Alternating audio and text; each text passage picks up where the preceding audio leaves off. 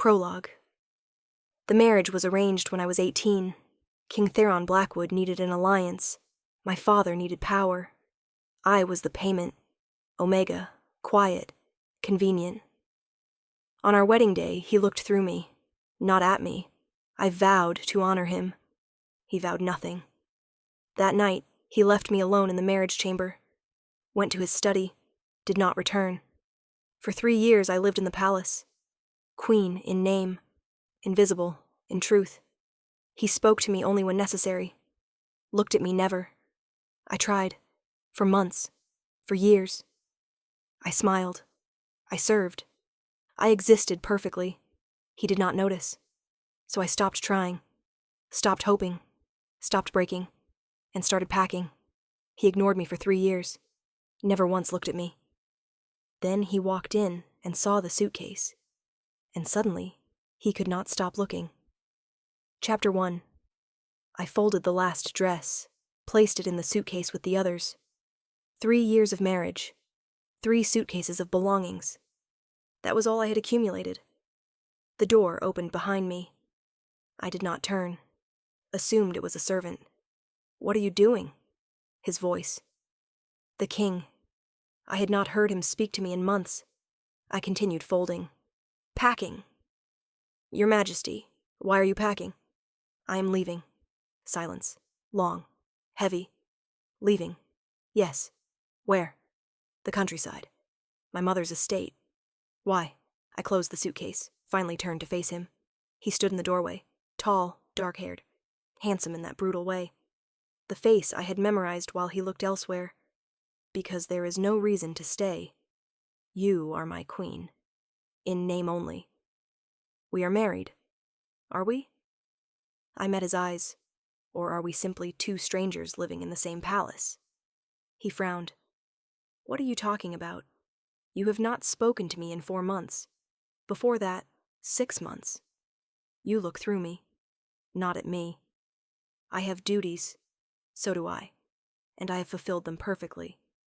But I am tired of being invisible." I picked up the suitcase. "You cannot just leave. Watch me." I walked toward the door.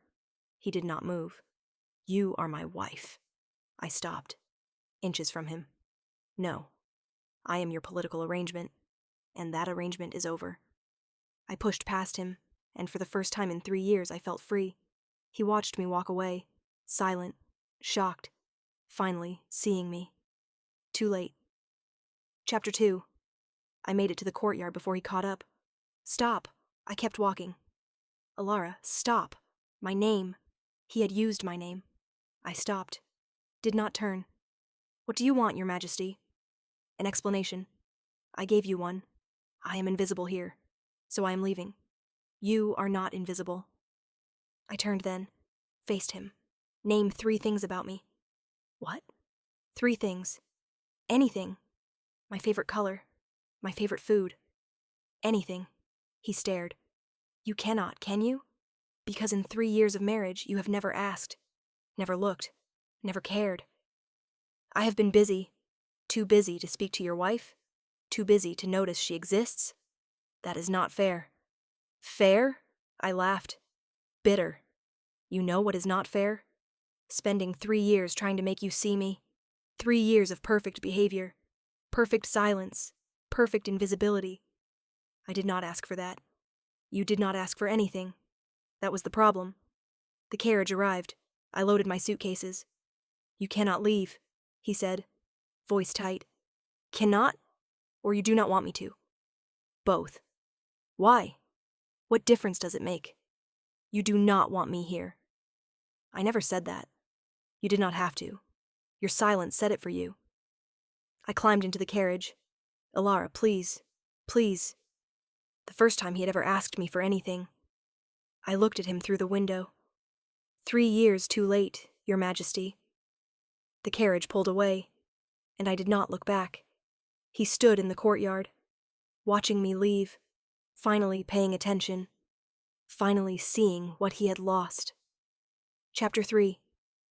The countryside estate was small, quiet, mine, my mother's gift before she died. No servants, no court, no husband who looked through me. Just silence, peace, freedom. I unpacked slowly, set up the cottage. For the first time in 3 years, I could breathe. 2 days passed, then a knock on the door. I opened it. The king stood there, in riding clothes, dusty, exhausted. Your Majesty, may I come in? No. He blinked. No? This is my home. You are not welcome here. Ilara, please. I need to talk to you. Now you want to talk? After 3 years of silence, I was wrong. The words hung between us. I stepped back, letting him in. He entered, looked around the small cottage. This is where you choose to live? Yes, it is mine. And here, I exist. You existed at the palace. No, I was a ghost at the palace. Here, I am alive. He turned, looked at me, really looked. I did not realize that I was there, that I was suffering, that I was dying inside. Yes, at least you are honest. Silence fell. Why did you ignore me? I asked, the question I had wanted to ask for 3 years. He was quiet for a long moment, because I was afraid. Afraid. Of all the reasons I had imagined, that was not one. Chapter 4. Afraid of what? He crossed to the window, stared out. Of wanting you. My breath caught. What? Our marriage was arranged, political. I told myself it meant nothing, that you meant nothing. That hurt, even now. But on our wedding day, he turned. I looked at you, really looked, and I wanted. So you ignored me. So I ignored you. Because wanting you made me weak, made me vulnerable. Weak. Made him weak. You thought wanting your wife made you weak. Yes. And now? Now I know that losing you made me weaker. I sat down, suddenly tired. You cannot just show up here and say these things. Why not? Because they do not fix 3 years of silence, 3 years of feeling worthless. You are not worthless. You made me feel worthless. Every day, every silence, every time you looked through me. I know, his voice broke. I know, and I am sorry. Sorry does not erase pain. No, but it is a start. He knelt before me, took my hands. Come back. Why? Because I need you. No, you need a queen. You never needed me. That is not true. Name 3 things about me. He stared. You still cannot, can you? I can. Your favorite color is blue, like the sky at dawn. You paint. Landscapes. You hide them in your chambers, and you hum when you think no one is listening. I froze. How do you know that? Because I noticed. He looked at me, eyes raw. I always noticed. I was just too much of a coward to tell you. He had been watching me, while I thought he did not see me at all. Chapter 5. If you noticed, why did you never speak? Because speaking made it real. Made you real? Made what I felt real. And you did not want that. No, I wanted control, distance, safety. And now? Now I want you. More than safety, more than control, more than anything. I pulled my hands away. It is too late. Do not say that. Why not? It is true. You cannot ignore someone for 3 years and expect them to come running back. I am not expecting anything. I am begging. The king. Begging. For what? A chance. To do this right. To see you. To know you. To love you. Love. He said love. You do not love me. You do not even know me. I know you paint at dawn. That you visit the orphanage every week. That you read to the children. That you give half your allowance to the poor. That you cry quietly at night when you think no one hears. Tears filled my eyes. You heard me crying. Every night. And every night I wanted to come to you. And every night I was too afraid. Why are you not afraid now? Because losing you is worse than any fear. He reached for me, stopped himself. Tell me what you need. To forgive me. To try again. I do not know if I can forgive you. Then let me earn it. How? However long it takes. Whatever you need. I will prove I see you. I stood, walked to the window. You have to leave. Ilara, please, I need time, space. This is too much. He stood, crossed to the door. I will leave, but I will come back. Every day, until you believe me. Why? Because you are worth fighting for. And I was a fool not to see it sooner. He left, and I stood alone, heart pounding, hope creeping in despite everything. Chapter 6. He came back the next day, and the day after that, every morning, at dawn, bringing things. The first day, blue paint, the color of dawn sky. I heard you ran out, he said it on the doorstep. How did you know? I noticed. 3 weeks ago. You have been mixing colors to compensate. He left before I could respond. The second day, books, rare ones, about landscapes and technique. I saw you looking at these in the library. You never took them. They were too expensive. They are yours now. The third day, nothing. Just him, sitting on the doorstep. What are you doing? I asked. Waiting. For what? For you to let me in. I almost did. Almost. Not today. Tomorrow, then. The fourth day, I let him in. We sat in silence, drinking tea. Then he spoke. Tell me about your paintings. Why do you care?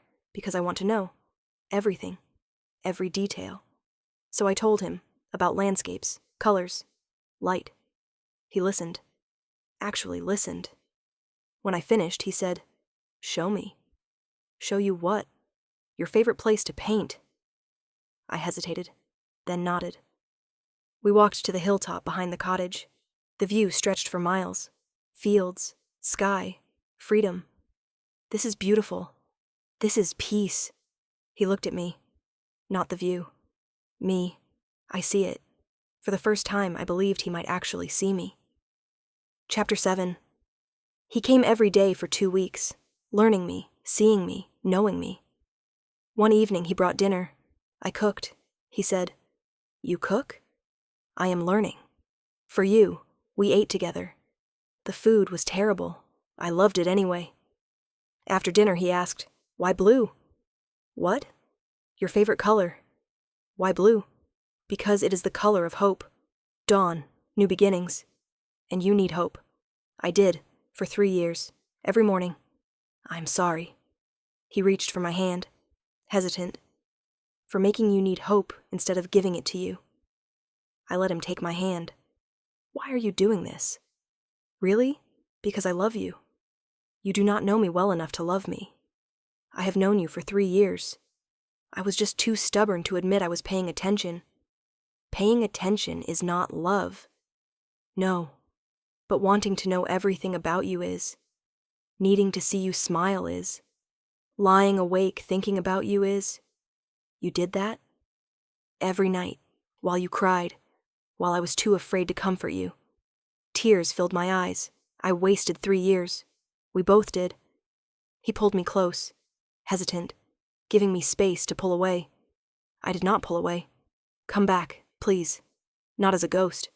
As my wife, my partner, my everything. What if you ignore me again? I will not. How do you know? Because losing you taught me what I had, and I will never take you for granted again. I looked at him, at the man who had ignored me, who was fighting for me now. One condition, anything. I keep this cottage. When the palace is too much, I come here. Then I come with you. You would do that? I would follow you anywhere. I almost said yes, almost believed him, almost let hope win. Chapter 8. But doubt lingered. That night I dreamed of the palace, of silence, of being invisible again. I woke, gasping, found him on the doorstep, waiting. What are you doing here? I could not sleep, thought you might not either. I had a nightmare. About? Going back, being invisible again. He stood, crossed to me. Look at me. I looked. I see you. Right now. Always. You are not invisible. You never were. You made me feel invisible. I know. And I will spend the rest of my life proving I see you. If you let me, how do I trust you? You do not. Not yet. But you let me earn it. Day by day. Until you believe. That could take years. I have years. I have forever. If you will give me the chance. I looked at him, at the vulnerability in his eyes, at the man who had finally learned to see. One more question. Anything. Why now? Why did it take me leaving for you to finally pay attention? Because I am a fool. He pulled me close. Because I thought I had time. That you would always be there. That I could keep you at a distance forever. Then I walked into your chambers and saw the suitcase. Saw you packing in silence. Not crying. Not begging. Just leaving. And I realized you were done. Not angry. Not hurt. Done. And that terrified me. It should have. I know. He touched my face. I know. And I'm sorry. For every silence. Every moment I looked away. Every time I made you feel worthless. You are worth everything. And I was too blind to see it. And now? Now I see. Now I know. Now I choose you. Every day. Every moment. He kissed me. Soft. Desperate. Real. And I kissed him back. Because hope is stronger than hurt.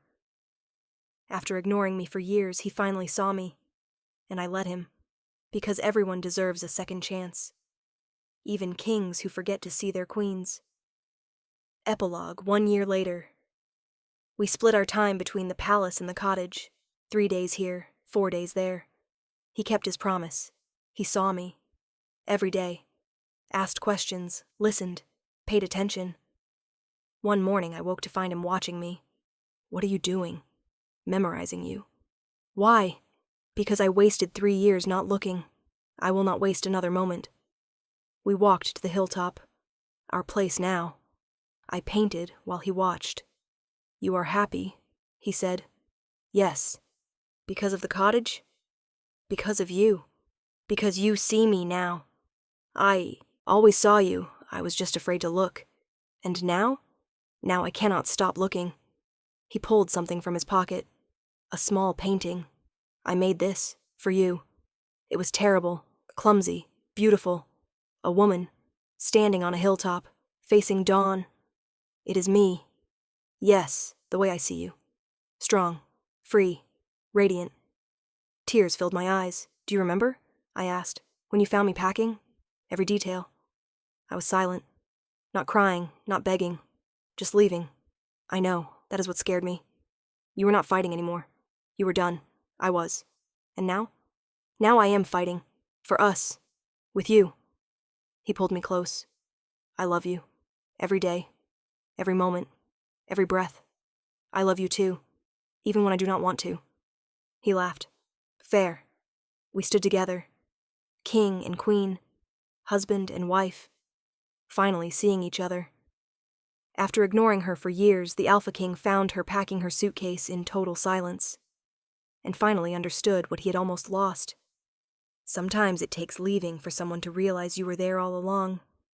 Sometimes silence speaks louder than words. And sometimes the person you ignored becomes the person you cannot live without.